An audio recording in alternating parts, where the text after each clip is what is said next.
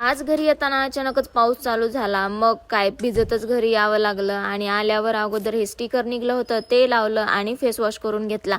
आणि खरंच बाहेरून आल्यानंतर फेस वॉश करणं खूप गरजेचं आहे. जेवढी पण दिवसभर धूळ वगैरे बसलेली असते ती निघून जाते.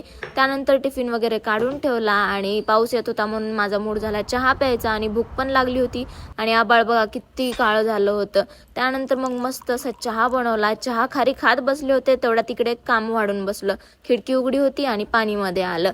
मग नंतर जेवणासाठी वरण आणि भात शिजायला ठेवून दिलं. तो पण तिकडचं पण पाणी काढून घेतलं कारण दार पण उघडच ठेवलेलं होतं. मग काय सर्व कामं वाढून बसले. नंतर मग सकाळची भांडी होती ती भांडी घासली आणि दुसऱ्या दिवशी भाजीला काही नव्हतं म्हणून मग मटकी भिजवली. वरण भात शिजत होता तोपर्यंत मग हेअर केअर करून घेतली आणि मी सध्या केसांना हे रोजमेरीचं सिरम लावतेय. सो याचा रिझल्ट जर मला भेटला तर तुम्हाला नक्कीच सांगेल. त्यानंतर मग थोडासा जो महिन्याचा खर्च असतो तो कॅल्क्युलेट केला आणि नंतर माठ भरायचा होता. हे सगळ्यात मोठं टास्क आहे सध्या माझ्यासाठी तरी. नंतर मग वरणाला फोडणी द्यायची तयारी करून घेतली. कांदा वगैरे सर्व कट करून घेतलं. टोमॅटो काही नव्हता आज आणि मस्त अशी वरणाला साधी सिंपल फोडणी दिली आणि खरंच या पद्धतीने पण वरण खूप भारी होतं.